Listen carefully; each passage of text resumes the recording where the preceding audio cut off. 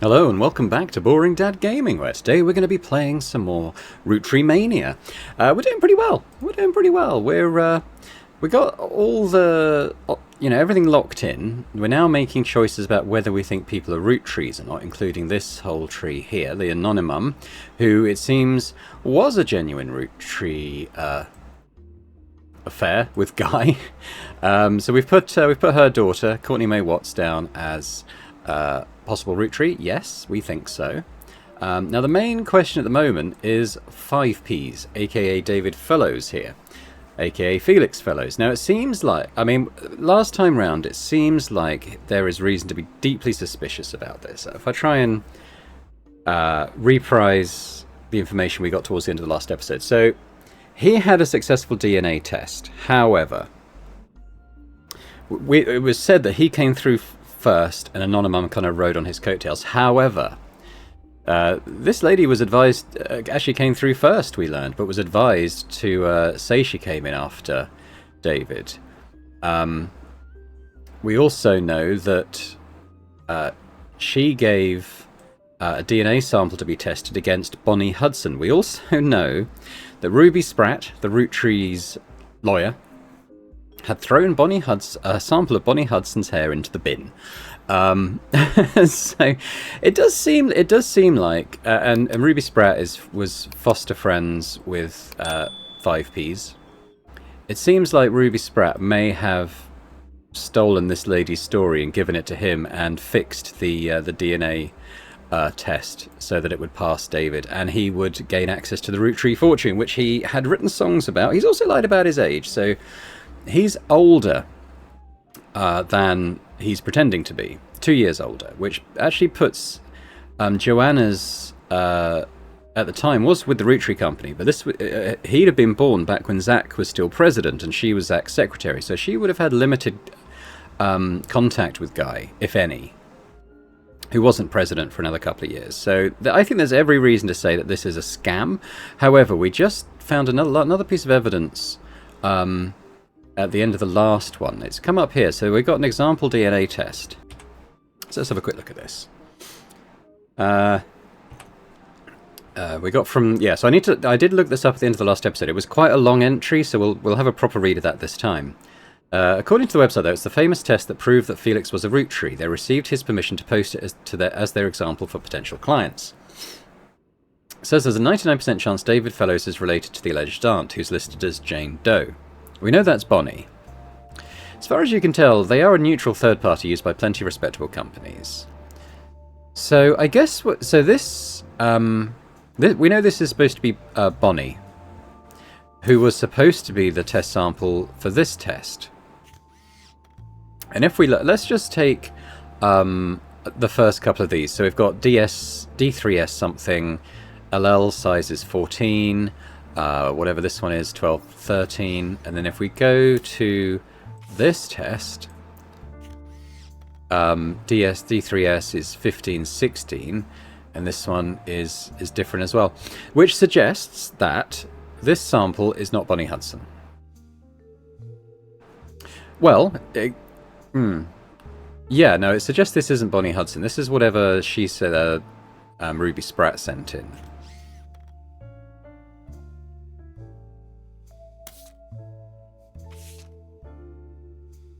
We know this isn't Bonnie's sample. So how would this work? So this would be some random person's sample. This person must also be a random sample. So if she threw Bonnie Hudson's hair away, presumably she's just sending in whatever. she could have sent in his mum's hair or something, so that yeah, cause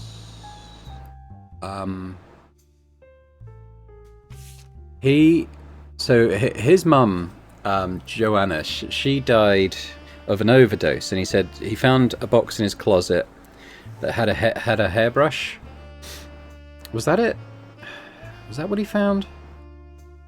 Which suggests that he would have had access to her hair. So he could have sent in he could have given Rubie his mum's hair to send in, you know. So that's definitely something to consider. But let's go and look at the DNA thing entry, which I didn't have time to read through properly last time. According to their site, they were responsible for the DNA test that proved Felix Fellows was a Rootree, and even use it as an example of how a DNA test looks. They use it to provide some information about their process. Whenever they take a sample in person, they put the name of the person on a test according to their legal ID, which is why Dave instead of Felix. Because Guy is dead and there is no known DNA source for Guy, they tested Felix's hair versus a sample sent in from the Rootrees. It is listed as Jane Doe because it wasn't collected in person, but the Rootree company let them know it's from Bonnie Kellogg, which is why it says a paternal aunt test. So that's a lie, because we know that Rubie threw Bonnie's hair away. The left and right sets of numbers are essentially signatures. Yeah, so we kind of figured that out. The legitimate company don't seem to have any reason to create fake results or hide the truth. Fair enough. Okay, so if we go back to this, how many more pieces? There's only one piece of evidence we haven't found, and that's possibly related to Rubie.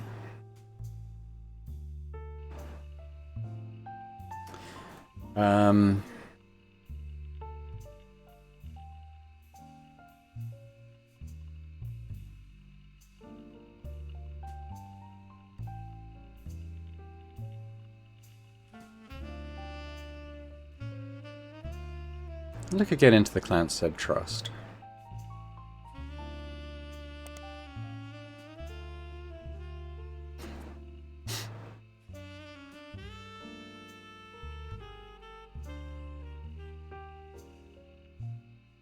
Now we are going to have to look into the Robbie and Ron Roottree, so I might just spider search this. This is when Robbie tried to cut Ron out of the trust. Robbie Root. Well, it could be Ron or... yeah, I think this is Robbie, though. We know that he tried to get his brother out. Born out of wedlock. Second, committed a significant crime. Yeah, so he was trying to... his hand was in the till or something, Ron, wasn't it? I think he... Did he have a gambling addiction or something? I can't remember. Impossible to remove. That clears it. Alright, so let's go to the... Yeah, this is the newer version.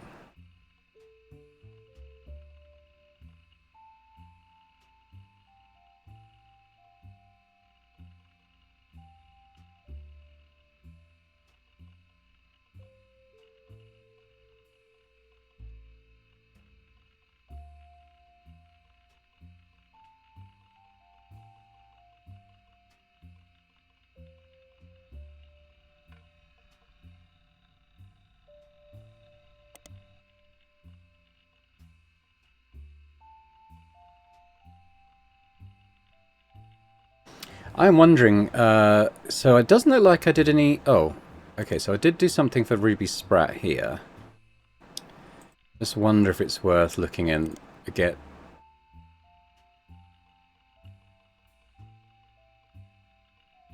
Let's just remind ourselves of this. I think this is probably one of the ones that's already in our list of evidence. Rubie approached the Rootrees after the Roottrie rift. An accomplished but relatively low-profile lawyer offered to work for very little money as long as she could be a public face to build her rep. The family quickly jumped on this chance, as many family members often attempt to spend as little as possible. After looking over the trust more carefully than anyone had in years, she came to the conclusion that Clancy's implementation was not legally sound, and that there would be constant legal challenges without some modifications. The family decided to put her in charge, both legally and as a public face, to prevent further issues. Was to help them draft a public statement accepting Sam to the family.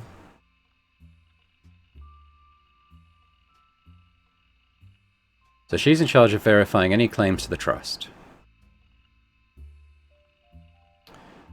What's the older version?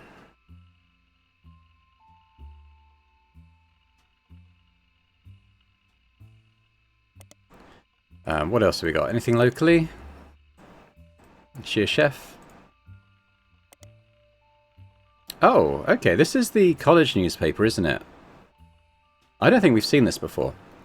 She graduated top of her class from Mid-Eastern's legal college. Her valedictorian speech was somewhat controversial at the time, as it was quite serious, with a heavy focus on wealth inequality. This didn't go over well with a predominantly middle to upper class audience in attendance. The editor at the time said Rubie, unsatisfied by simply earning her place at Mid-Eastern with a full scholarship, went on to earn a captive audience of her peers with a perfect GPA. It felt like the ideal occasion for a celebration of an undoubtedly incredible individual. However, by the end of her speech, there were many in the audience that wished that neither of those events had transpired.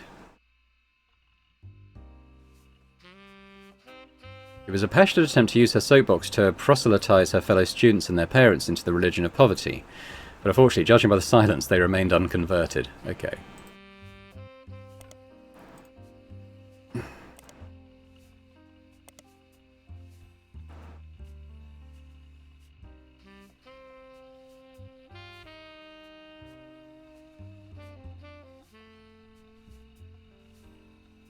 I think we've seen that before.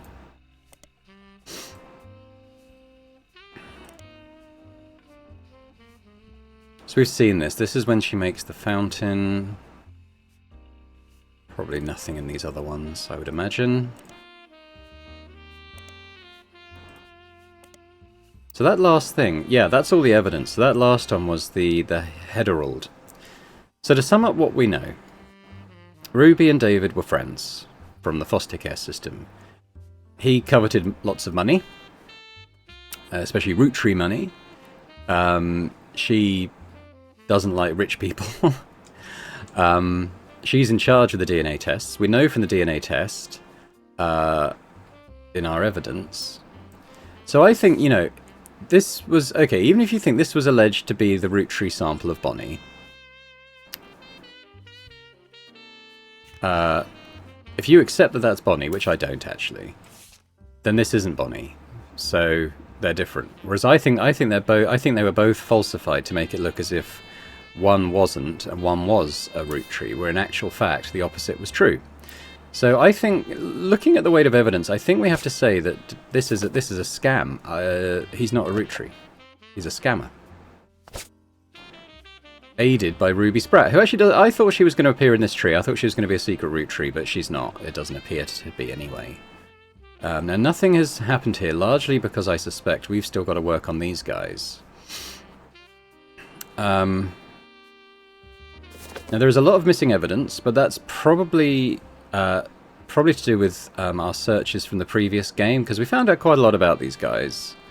So I think probably we'll just... kind of have to just refine stuff, basically. So we got...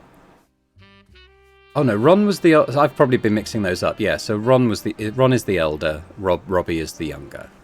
So let's just have a little look. So we got Wild Bill.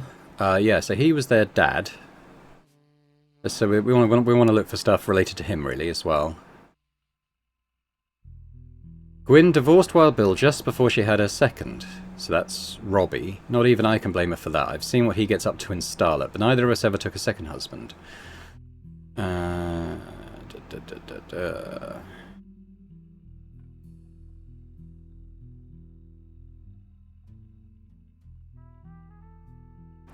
So, I think the first stage is probably just to search for these guys. So if we start with Ron... Roottrie. Let's just work through all the things. Oh, they actually okay. So there was so Ron again, the elder, had an article about after the Roottree rift, what really happened with Roottree. The article mentions that nobody from Roottree that they reached out to was willing to go on the record. Instead, the timeline of events has been constructed from public record, accidental leaks, and a source on the inside. The only parts that are new to you are also the most vague parts, supposedly ones confirmed by their anonymous source. The timeline says that the family actually held a preliminary vote after Carl Roottree died, but before the release of Six Pieces, and decided they wanted Ron to take over because of his experience running RR Productions, which I'll look into as well, and because he was a well-known and respected Roottree. But Ron seemed way too eager and personally motivated. They were worried, and we may have seen this actually, they were worried that he would gut the Clanstead Trust to remove Robbie. The family was notoriously unwilling to do anything that could risk their wealth. They stalled, and Ron became frustrated with the delay. When Six Pieces came out, he saw his chance to force action while the family was in the limelight, and released the press release himself in an attempt to get the ball rolling faster. Yeah, so I have seen this, I think. They tried to save face, laying Ron to take over as co-president. Ron was impossible to deal with. He seemed like he was unwilling to protect the Clanstead Trust, and they let him go for that reason. Okay. So, because we're sort of looking for other stuff related to these guys, let's just spider search RR. Guys Like Us remake. That might be new. So this was his mum's movie, wasn't it? It's been discussed a few times on a website about upcoming films called Movie News. The rumoured cast is Cameron Diaz in Gwyn's role, and Chris O'Donnell. According to the leaked news, the remake has been put on indefinite hiatus due to its director, who is speculated to be Ron Roottree, dropping out in the wake of a serious medical issue, though that's only a rumour. Okay, so what if we show the older page as well? Brother Trouble. So again, let's just look up anything that we can find about these guys. So we know this was the 1989 sitcom. Showrunner was Ron. There's no newer version of that. So let's keep looking. Anything locally on him? No. Well, he lives in Paris, I think, so that's unlikely to yield much, but we'll continue moving down. Hopefully some of these will have something. Silver Screen might. So this is one we would have seen in the last game. Article about Ron. Don't blame nepotism, he gets results. Showrunner. I'm mainly scanning through for anything to do with his parentage. Born in the US, but grew up in Paris with his once famous mother and his brother Rubie. Gobbled up American cinema wherever he could. And when he was old enough, returned to Hollywood to attend film school. La la la la la.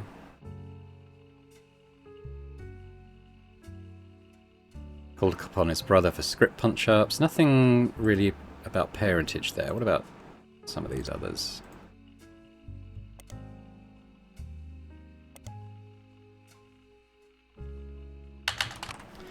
So, let's do the same thing with Robbie now. That's the same article.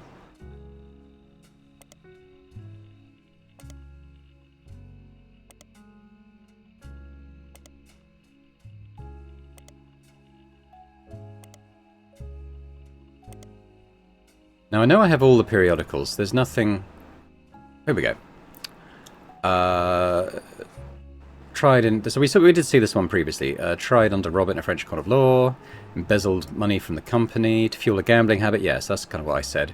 And left him hundreds of thousands of dollars in debt. Fled to Paris where he grew up. And then Silver Screen continues to insist this is all very much allegedly. Assaulted an officer who came to question him. It was confirmed that there was a trial involving Robert around the time that Brother Trouble was cancelled. Yeah, so we'll keep looking. I'm kind of just looking to add stuff to our relevant list of evidence at this point, and then we can maybe dive in a bit deeper into some of this stuff. I'll look for Robert as well, and I'll also spider search that, because we might get something about the trial in France then.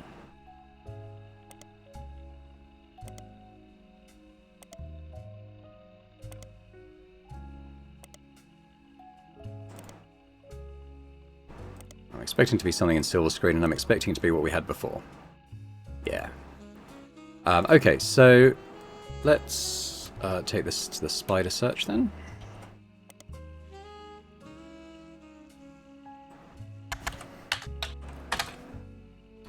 Here we go. This is a new one. Okay, released from French prison after serving a few years for assault. His embezzlement and arrest were partially featured in 6 pieces. Has since become much more publicly infamous. He has not yet returned to the US, but when journalists reached out to him recently after the death of his mother, he had issued a blanket statement a few days ago. The death of my mother was hard on our family. My brother and I, after spending time together caring for her and mourning, have finally made amends. It was a highly transformative few weeks when it came to our relationship. I'm in recovery from my addiction, and a major aspect of that process is that I wish to stay private.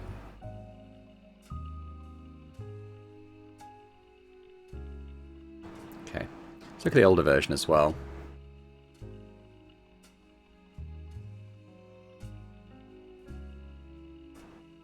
Yeah, we saw that. So, I want to look for the case as well. Rootrees. Oh, did I already do that?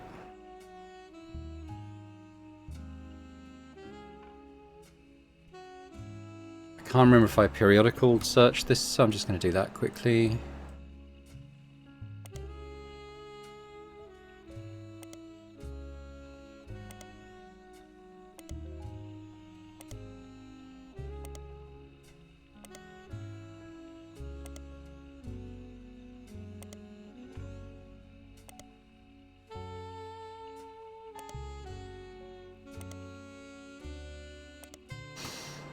Okay, so now let's do a Roottrees. So this is a more recent one. We may have seen this already. Some...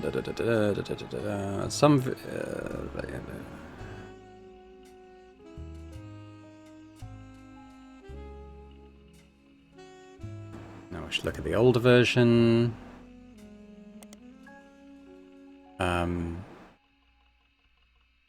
I did periodical search him, I think, didn't I? Yeah.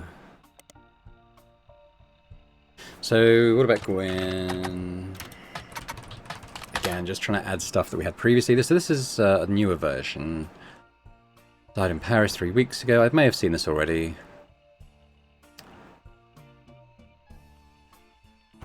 Sorry, my door went. Can't remember where I got to. Died in her sleep, pneumonia, relatively good health. Is that suspicious? 67 pneumonia? I mean, I guess it's possible. Let's look at the older version as well. Do guys like us?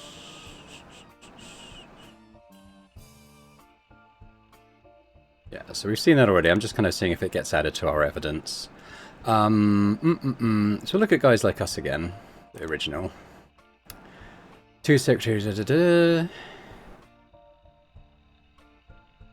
was recently released for the first time on home video due to Roottreemania. The time it took to manufacture and ship VHS copies meant that it missed the height of the craze. Even so, it sold modestly well, and there have been talks of a remake. Well, we've seen the page for the remake as well. So I need to go back and see what Wild Bill's name actually was. We've got 6 of 12. Okay, so we've added a few things. Is that the same for them both? So Wild Bill was actually Walter Forsyth. So I probably want to do some searches for their dad as well. Oops, that's spelled wrong. Wild Bill Williams, an actor known for his role in Fortune Favours the Grave, did not make an appearance at Gwyn Rootree's funeral. Because of his absence, there were rumours online that he must have already died, but according to a reporter that tracked him down, he's in his 70s, still lives in Paris, and is in perfectly fine health. He even went on record as saying, I think it was Mark Twain who said, the rumours of my death have been greatly exaggerated. That seems appropriate today. So this is still him talking. The few years I spent with Gwyn were just one stop along the very long and complicated journey that has been my life and career. The last time we spoke was when I signed the divorce papers. She asked me never to contact her or the kids again.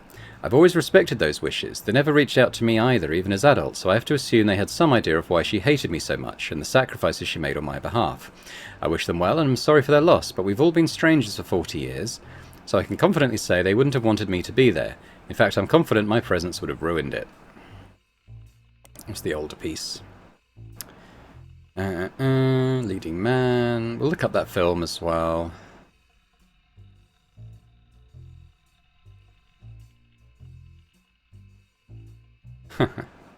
Okay, well, let's look up Fortune Favours the Grave. Oh, okay. Same thing. Well, let's look him up in the periodicals as well.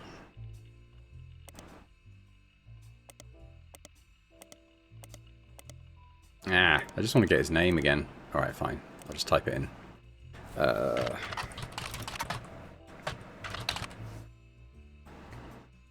mean, silver screen's probably our best bet. I'll just do everything just in case.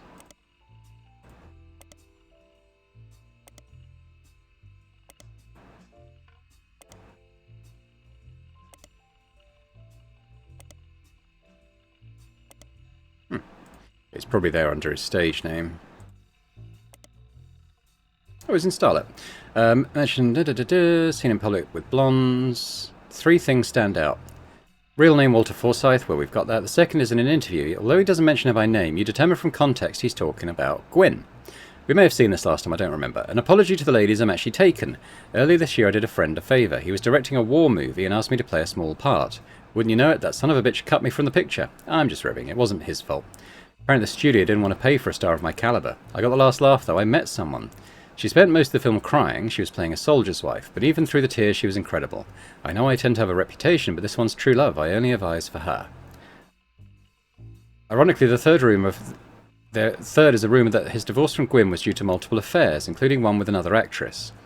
An American reader on vacation in Paris claims to have overheard Wild Bill and Gwyn arguing in public while she was holding a baby and visibly pregnant. Not long after, Gwyn announced she was divorcing Wild Bill, and also that she was pregnant again, giving this rumour more credibility.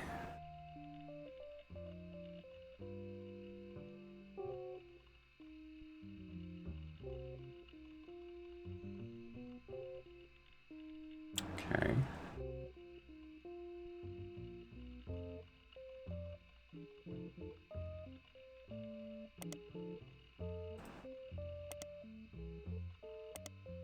Let's look at Wild Bill Williams again as well.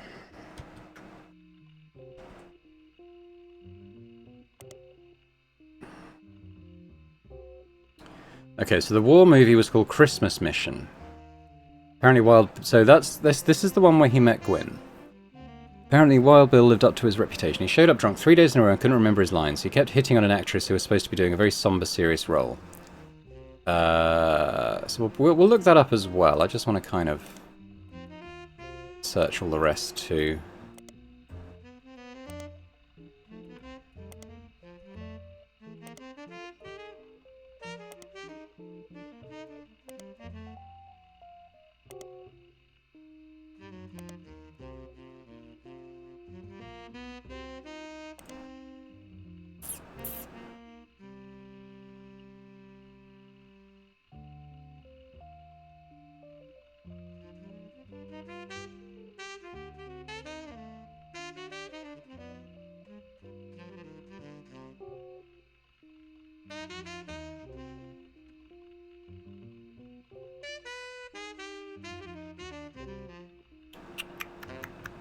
So let's look up Christmas Mission.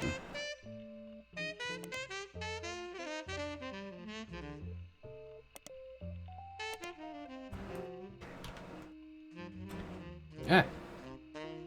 Don't know why that's happened. You originally found mentions on a site about movies that flopped. During the height of Roottreemania, it was announced that Christmas Mission was slated to be released on VHS. But due to the mild reception that guys like us received, and due to the fact that Christmas Mission was a flop to begin with, the release was cancelled. Okay. It was a war movie released in '55 that received poor reviews and lost the studio money.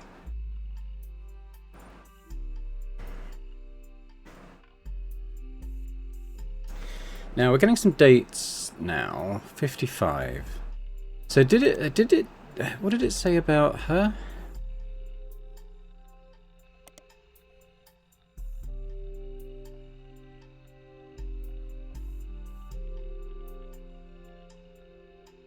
So she left Hollywood after Christmas Mission. I think she went to Paris, but then Wild Bill was in Paris, so I don't know how relevant that is.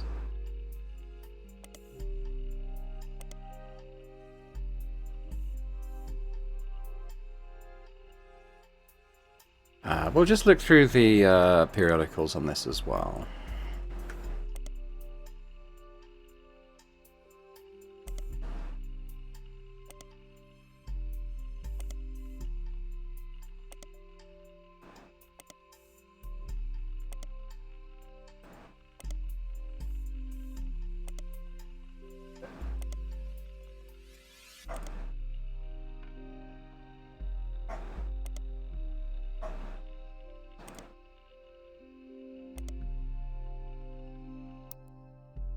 Got 8 of 12 now. Okay, what are we...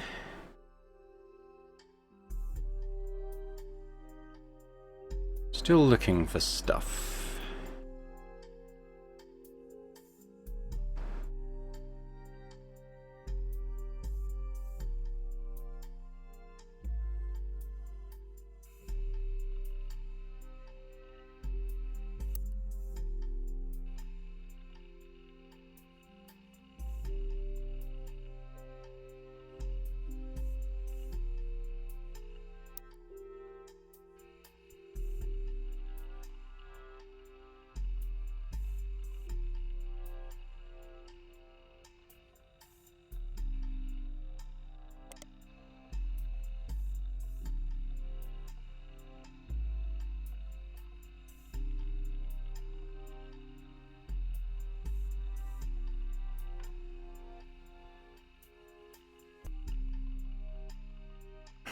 I mean, I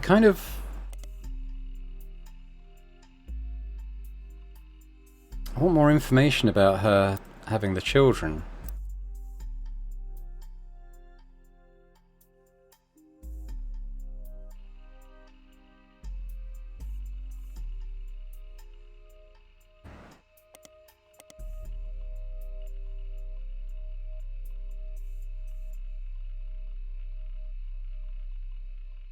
Oh, okay. I haven't seen this one in this Roottreemania one, but we have seen it before. Okay, so we know they met in 55, around the time the film was made. We know they divorced in 58, so there's a 3-year window here.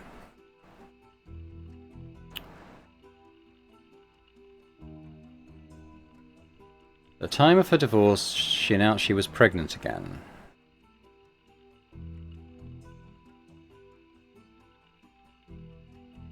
So, around 6 months or 6 months to a year before her divorce, she gave this interview about the names.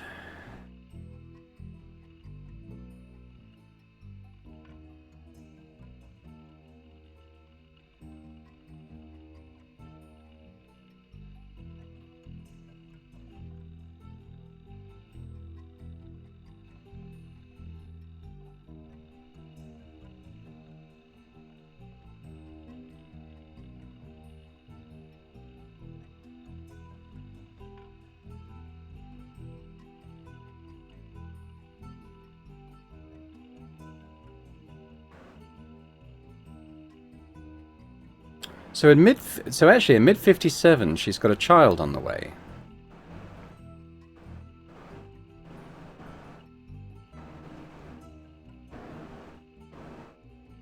Is that Ron or Robbie?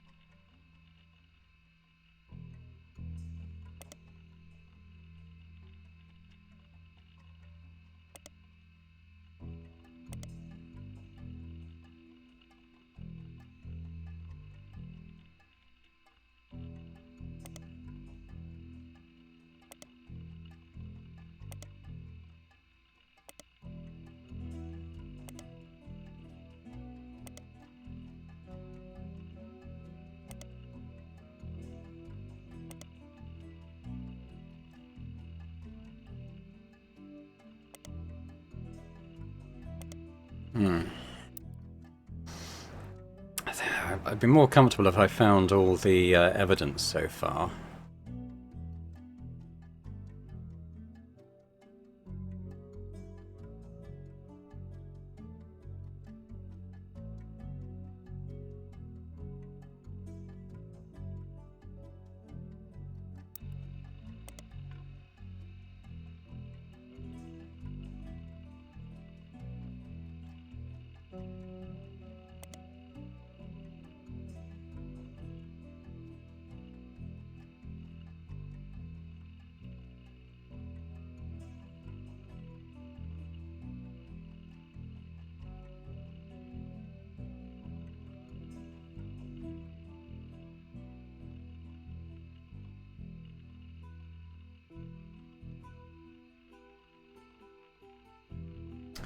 Okay, so this is relevant because Ron is claiming that Robbie was born out of wedlock.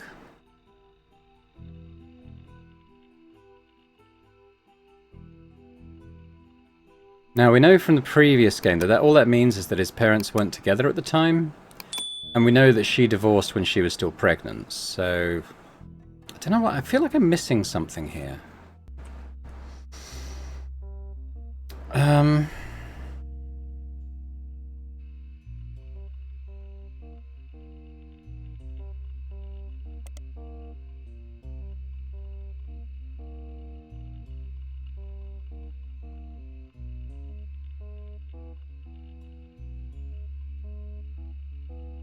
So what do we know? We know that Ron was going to make this film, but he's dropped out due to a serious medical issue.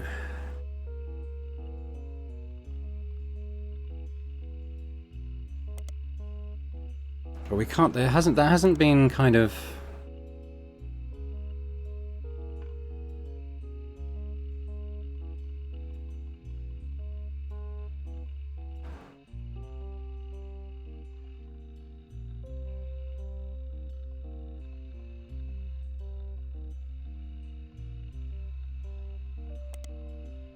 I mean, I've probably read this already. I just want to kind of remind myself what it says.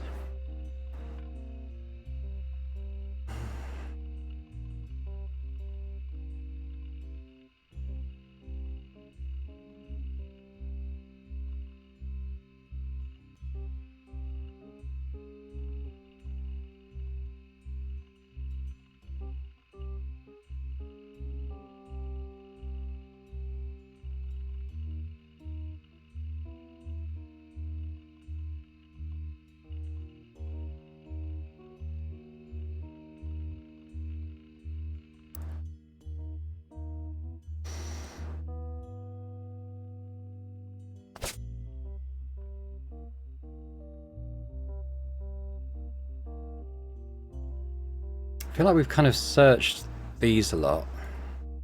Where's his wife?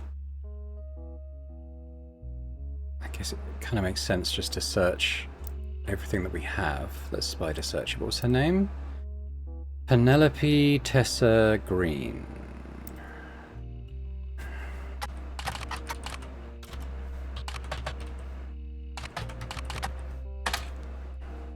Did it have an E on the end, maybe? Oh, it did. Okay. Oh, okay. So she was a comedian. We may have found this last time. I think we probably did. She was part of a recent fundraiser that the Reno... So there was an older article. Comedian. And then she was on Brother Trouble. Yeah, I kind of remember this from last time. Yeah, that's where we got the kids' pictures from, wasn't it? Okay.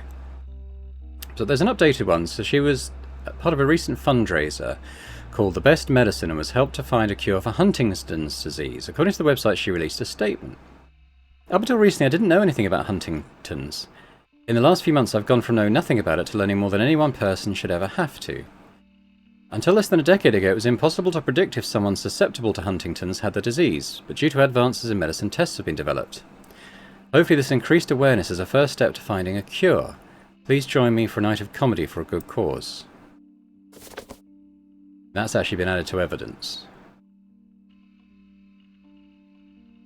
Let's look up the best medicine. Okay, well, let's look it up in the periodicals, maybe?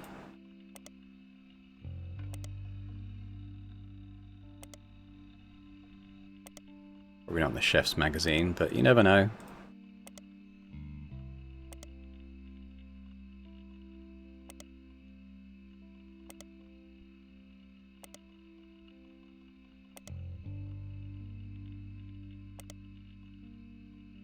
Anything in Teen Blast? No. Okay, so there's nothing there.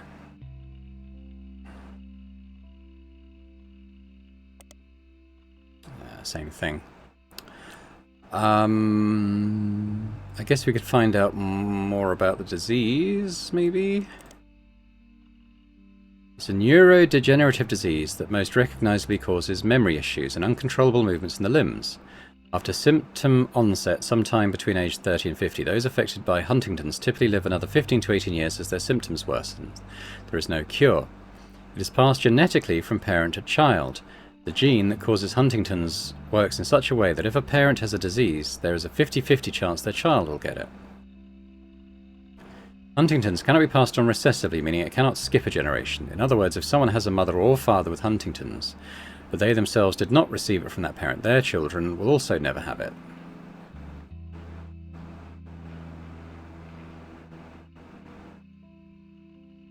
Okay, so it doesn't skip a generation. It can just get completely spread out. Until the early 90s, it was impossible to test for Huntington's. Instead, symptoms would usually appear later in life. It would often be if the person affected already had children. It would then be impossible to know if their children had it, as it was a 50-50 chance. In 1993, due to determining which gene causes Huntington's, it did become possible to test children for it and know if the disease was passed on or not. For a variety of complex reasons, however, children are considered unable to consent to such tests and are therefore very rarely tested unless they're showing early symptoms.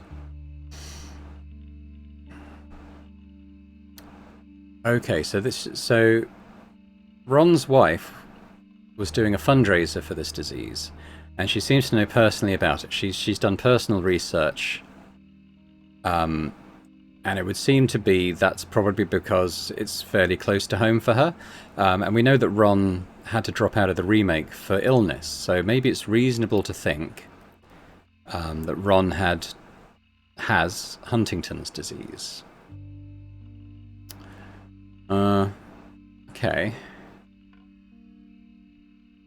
Nothing we've seen anyway suggests that Rubie has it.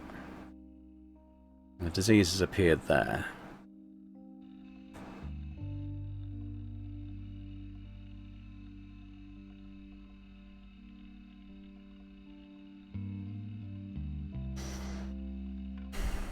So she's holding Ron and pregnant with Rubie.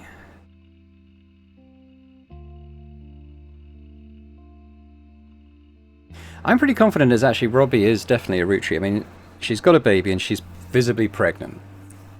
There's nothing to suggest that Gwyn ever had an affair. So I think Rubie, the younger, I think is definitely a Roottree. Now, there's nothing to suggest that Rubie has that Huntington's, but also it's a 50-50, so it's not... It doesn't mean that...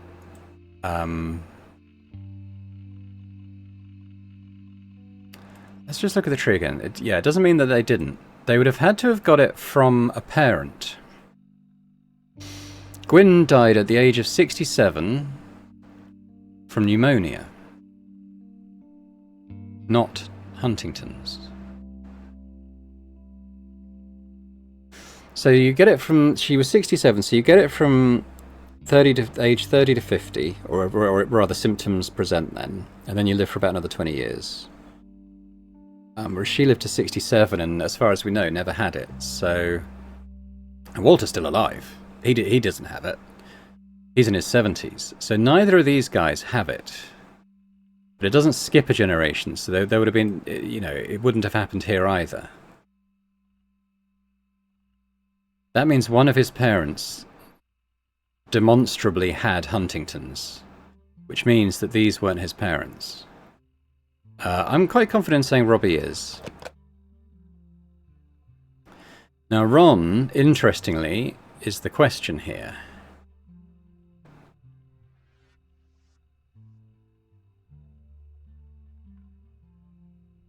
Now if Gwyn didn't have it, and Rubie doesn't have it,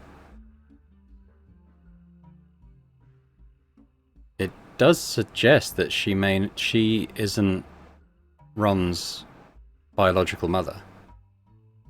Am I reading that right? So Walter definitely didn't have it, so he didn't pass it down. Gwyn definitely didn't have it, so she didn't pass it down. So if that was to be the case, then neither of these would have it. But because he has it,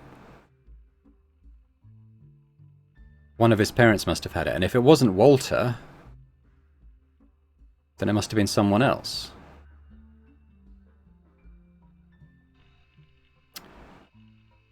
We know he had a lot of affairs.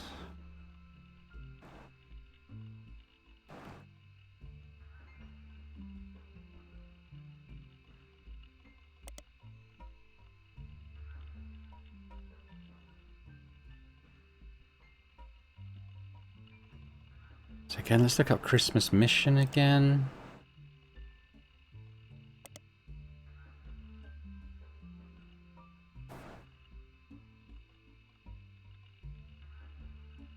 What other films was he in? That's what I want to know.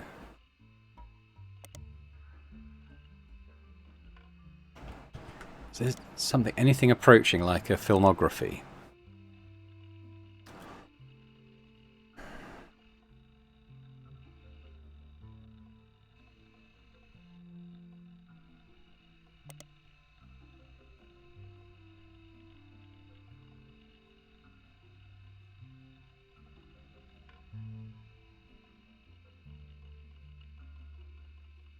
Is there... I'm going to have to look this up again. I just want to know who was in it.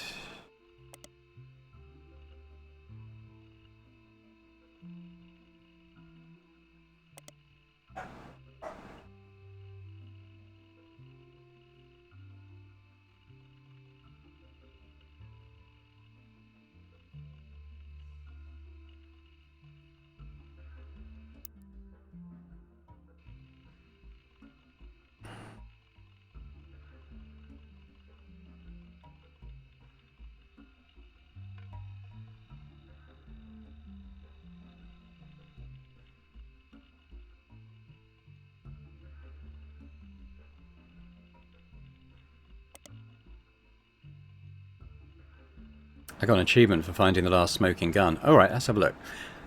So Leslie was the other actress beside Gwyn in Guys Like Us. Before Guys Like Us, she was in a few very small supporting roles, and her performance in Guys Like Us was generally thought of as quite good.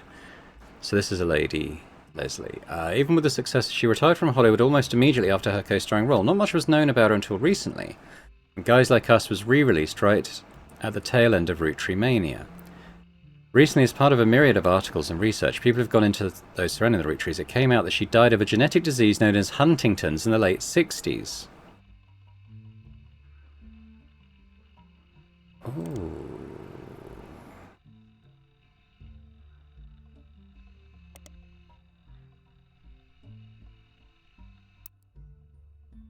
So what if...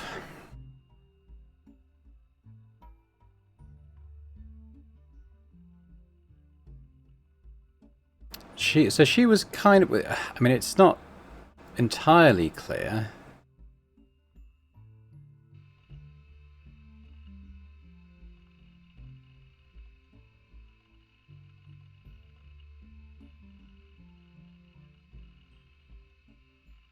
So, I mean, she definitely seems like she's Ron's mum, doesn't it? Because of the Huntingtons. That's pretty clear. Late 60s. Well, she died in the late 60s.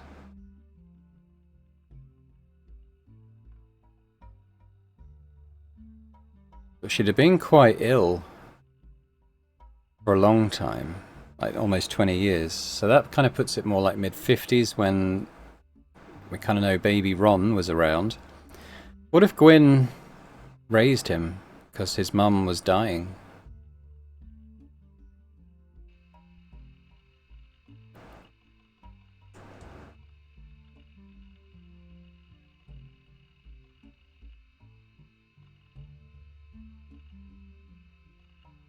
I mean, yeah, I mean, it's bad. You know, you wouldn't want to raise a child suffering with that.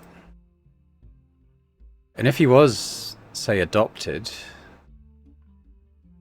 I mean, there's nothing to suggest that Wild Bill's his father either, but it does seem like that Lauren... Lauren? No, Leslie is his mum. But because he's not... We know he's not Gwyn's child, that means that he's not a Roottree either. Hasn't passed down.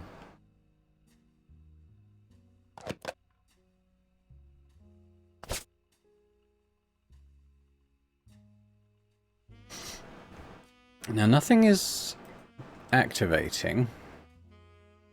Oh, okay, so I think I have to summon them when I'm ready. Let's just recap then. It's impossible to tell Frank because he's dead, his mum's dead, so no DNA can be done. And that's basically it. It's impossible to tell either way because there's no way to test for it. And everyone involved has passed away. Stuart was a confirmed adoption through, like, proper legal channels. So he's definitely not. We think Mark is, largely because of the way that Miracle, or someone in Miracle's immediate family line, paid a massive amount to have him bailed out of prison for his stuff. I forget the exact nature, but I was quite certain at the time that he is a possible Roottree. This is the Anonymum, so this is tied in with David. I mean, I kind of went through at the beginning of the episode why I think that's the case.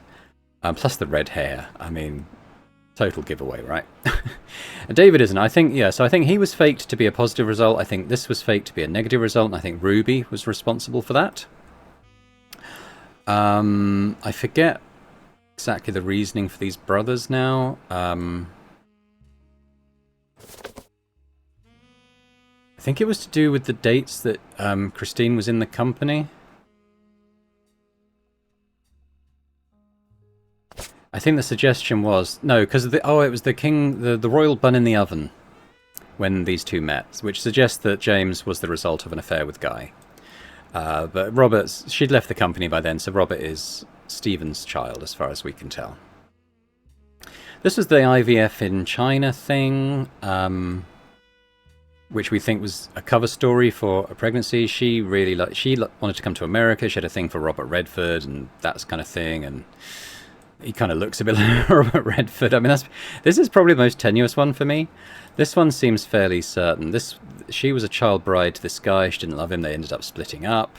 Guy spent a lot of time in Brazil. She got a big payout at one point that started her sort of media empire. So that seems fairly secure. This is largely based on her being very close to Guy. She got a museum wing named after him. These guys are twins, so it's either both or neither. But the dates seem to tie up, I think, as well. So Thomas Hughes, he got in trouble because he defaced her car and did other criminal stuff because he was convinced that these weren't his children. So available evidence seems to suggest they're probably Guys. This is already locked in, and then it's just these two, and I think the Huntingtons thing there is what shows it. I mean, we don't know exactly what happened from Gwyn to Ron, only that these can't be his biological parents because he's got a disease that this Leslie one died of, who starred in a film with Gwyn. Whereas Robert does seem to be the result of this marriage. So yeah, that sums everything up there. I think I'm fairly... There's one or two slight question marks, but I don't think I can probably reach any other conclusive decisions on those. So I think I'm ready to go for this, I think. Let's say I'm ready, confirm. But first... How did we do? Here's the final optional entries you found. I don't remember Daniel Newton. Oh, okay. These are some other alternative photos that I found. Family tree complete. That's good. Boo-yah. These guys again. Beatrice and Courtney May. Clark, can you swing another test against Bonnie's DNA?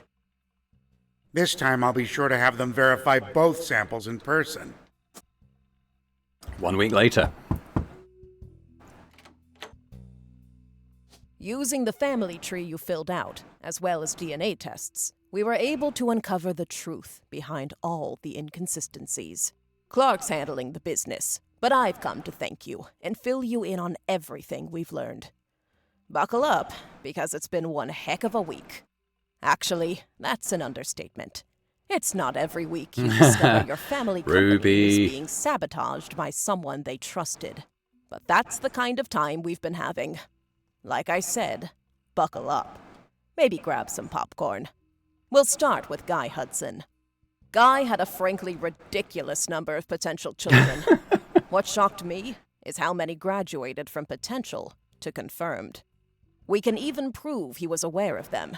The smoking gun was how he used company money to pay off a lot of women. He hid it with a method inspired by his idol, Elias. 5-piece flavors. The flavors he was paying to research were a ruse.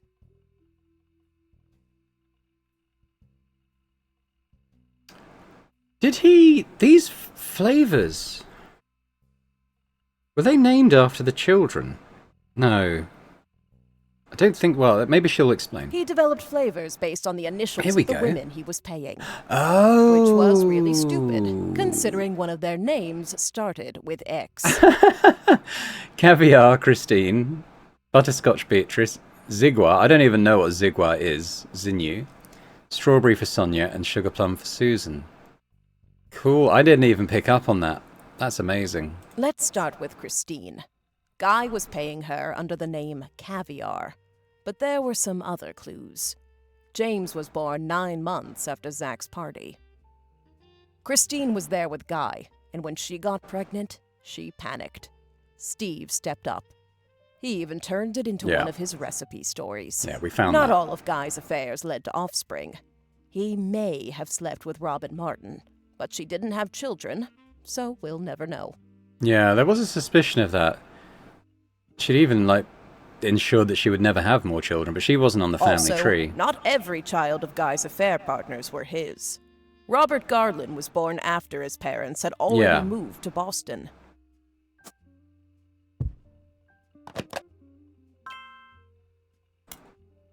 Skipping Beatrice for now.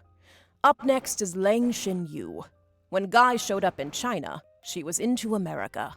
And Yeah, that's what we said. Obsessed with Robert Redford. When she got pregnant, her father paid key genes to fake IVF. They claimed her sister was unable to conceive. And actually, we know that's a lie now, don't we? That kind of confused me, but just seeing it laid out like this, it makes sense because her sister did have children. So that was just another lie. But her sister and Jerry had their own son, Mark. Yeah. Sonia Alves was soon after. Nia was married at a very young age to a much older husband. I might have skipped the dialogue. She resented him. I don't blame her. They allegedly spent no time together in private. Guy was in Brazil during Christmas 1979. It's the only Christmas not in the records. Oh, I didn't notice that. I was, yeah. Okay, I kind of thought maybe they'd had a Christmas party in Brazil and that was in the records. I didn't really pick up on the fact that that was a year that skipped. Flavio was born 9 months later. And like the others, Guy started paying Sonia.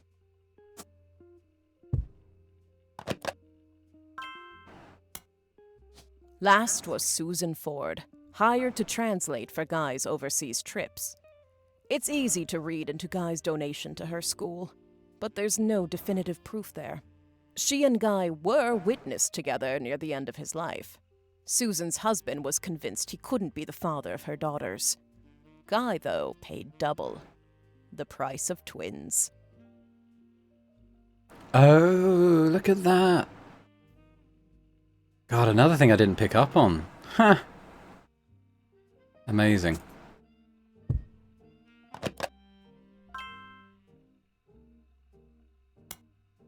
So, what about 5 Ps?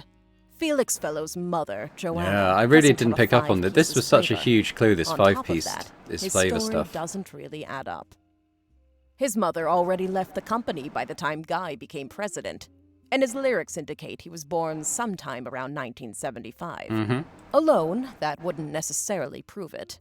But there are some suspicious connections between Felix and the company's current lawyer, Rubie Spratt. They both grew up in Portland in foster care, and according to the local paper, they definitely knew one another. Rubie was the one who approached the Roottree to begin with. It was all a setup.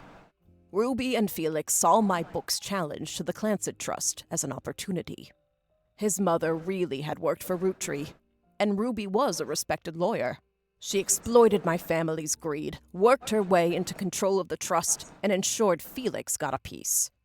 But they made some mistakes along the way. If you look at the 2 DNA tests that Rubie handled, they were both that's what we said, wasn't it? supposedly tested against Bonnie Hudson. But they were different. But the 2 signatures that should both represent Bonnie don't match. After Clark and I confronted her, Rubie lawyered up. Ironic, I know.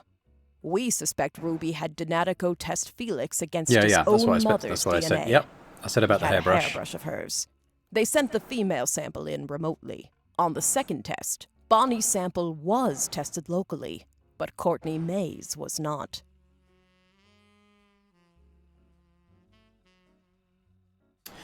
Oh, interesting. Okay, I kind of thought neither sample was Bonnie's, but in this case, Courtney May's wasn't. I mean, this was in the previous episode, so maybe I just hadn't remembered that aspect of it.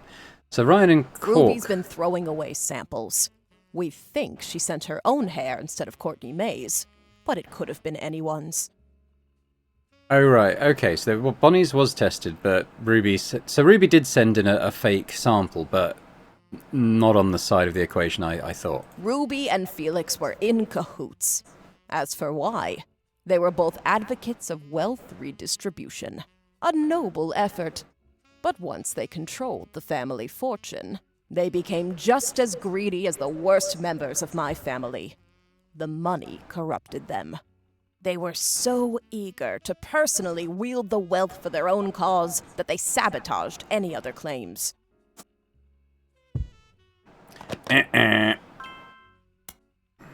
That finally brings us to Anonymom, aka Beatrice Watts. Her tales of guys' parties and payoffs were true. She even approached Rubie before 5Ps was on news time. Rubie used Beatrice's truths to make Felix's lies feel real, then ruin the DNA test so that Beatrice looked phony in the public court of opinion. I feel worst for her in all of this. Ding! While Rubie and Felix stole the show, there were some other potential new family members as well. Miracle Roottrees was less of an open and shut case. That said, it's very likely he had a son with Mary Beth Clementine. Not Stuart. Mary Beth adopted him before she ever set foot in Butler County. That leaves Mark. The timeline fits. He showed up about 9 months after Mary Beth visited Miracle, and the basket baby story is a bit too convenient. If that's not enough on its own, he was also bailed out by the sister of Edith Roottree, Miracle Jr.'s wife, after she changed her name to win that silly contest. Our best guess is that Mark was told by his mother whose son he was, and used that fact to put some pressure on Miracle Jr. We have no real proof of that, but nothing else really makes sense for why they'd be connected in that way. Yep. That's good. Elias's affair was the most ambiguous. Gwyneth was able to coerce Elias to do things he wouldn't have otherwise done, like pressure to include me in the family. My son even mentioned them arguing about someone named Beth. But she had a lisp. Combined with Gwyneth's lisp, it's possible the name was actually Bess. Unfortunately, all we know about Bess Williams is that she wrote his book and died not long after, leaving her only son an orphan. The timeline fits with Wildcat, but there's no record if she had any other relationship. Honestly, I wouldn't say we had enough evidence either way. I wouldn't be surprised if Elias cheated. Of course, I'm a bit biased. Regardless, we haven't gotten in touch with any of the Williams clan yet. That means we haven't been able to do a DNA test. As Clark mentioned, from here on out, all of our DNA tests will be in person for both parties.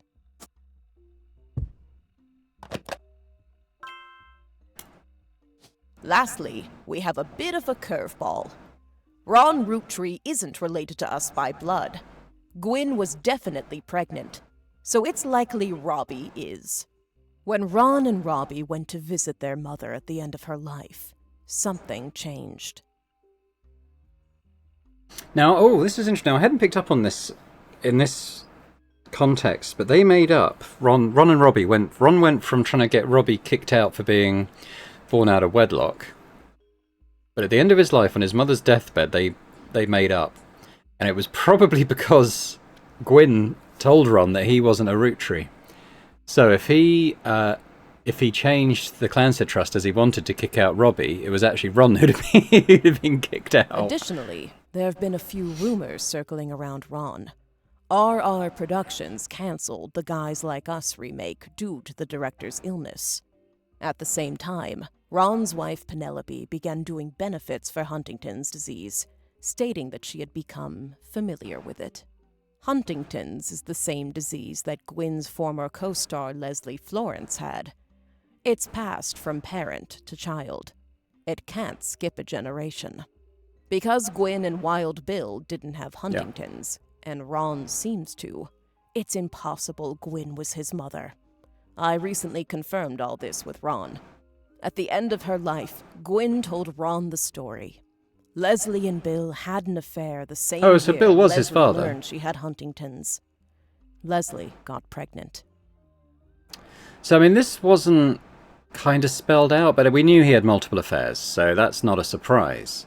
So I couldn't in my own head completely. I was trying to find a link between the films that Bill had been in and Leslie, but I couldn't verify that. So I wasn't sure if he was the father. They were either Bill was or neither was his parents. So that's probably why Gwyn took him on. Leslie wasn't likely to survive to see her child grow up. And even if she did, she didn't want to be a burden. She begged Gwyn and Wild Bill to adopt her child. Gwyn did.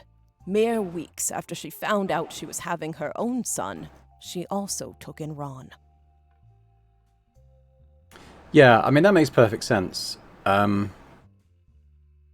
I was like, why would, like, a co-star, why would she take on the child? But yeah, then that kind of completes that logical bridge. I mean, it makes sense. I just wasn't able to, like, verify it in the sources. Wild Bill was a problem. Unreliable and a serial adulterer. Gwyn divorced him and never saw him again. Gwyn had already told Starlet she was pregnant, so it never really made waves when people saw her with a child in Paris. There was gossip during her divorce when she was discovered to be pregnant again. In actuality, it was the final months of her only pregnancy. To lay low, she stayed in Paris long enough that even her own family never had reason to question the timeline. It's one heck of a story, and frankly, nobody could be expected to piece the timeline together, not with what few mentions of Gwyn's past have survived. But the Huntingtons itself? That's proof. Wow. Ron suing Rubie to remove him from the Clancid Trust was a huge moment in my story, and a major catalyst for this entire investigation. Finding out that it's been pretty much backwards this whole time has been a bit surreal. So that's where we're at. Looking over the information you sent us was invaluable. You got everything absolutely correct. Why did we even bother hiring a team? You figured it all out solo.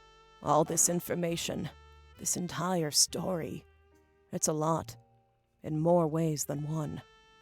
Some of it has the potential to destroy marriages and ruin relationships. We're handling it all very, very carefully, but we couldn't have gotten here without you. And with that, I guess our tale has finally, truly come to an end. What a strange one it was. No words can express how grateful I am to you for untangling this mess. Honestly, I've had enough of my family's eccentricities and scandals for one lifetime. I imagine you have as well. And if not, well, there's always Elias's and Gwyneth's brothers and sisters. Please no. No, I mean, there was a lot of fun. That was a lot of fun. It was different enough to the first game as well.